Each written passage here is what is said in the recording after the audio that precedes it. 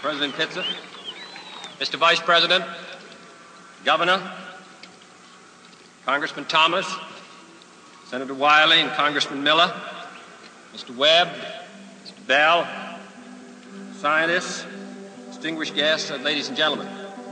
I appreciate your president having made me an honorary visiting professor, and I will assure you that my first lecture will be very brief.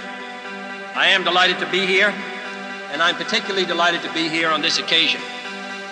We meet at a college noted for knowledge, in a city noted for progress, in a state noted for strength, and we stand in need of all three.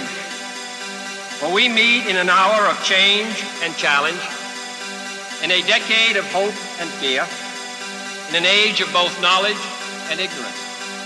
The greater our knowledge increases, the greater our ignorance unfolds. Despite the striking fact that most of the scientists that the world has ever known are alive and working today, despite the fact that this nation's own scientific manpower is doubling every 12 years in a rate of growth more than 3 times that of our population as a whole, despite that, the vast stretches of the unknown and the unanswered and the unfinished still far outstrip our collective comprehension. No man can fully grasp how far and how fast we have come. But condense, if you will, the 50,000 years of man's recorded history in a time span of but a half a century.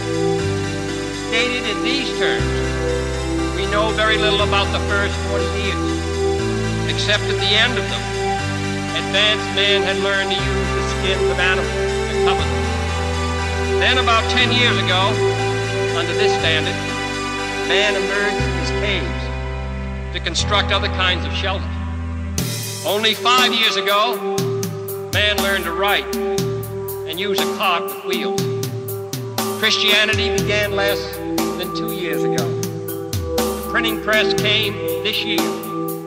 And then less than 2 months ago, during this whole 50-year span of human history, the steam engine provided a new source of power.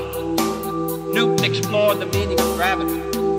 Last month, electric light and telephones and automobiles and airplanes became available. Only last week did we develop penicillin and television and nuclear power. And now, if America's new spacecraft succeeds in reaching Venus, we will have literally reached the stars before midnight tonight. This is a breathtaking pace, and such a pace cannot help but create new ills as it dispels old. New ignorance, new problems, new dangers.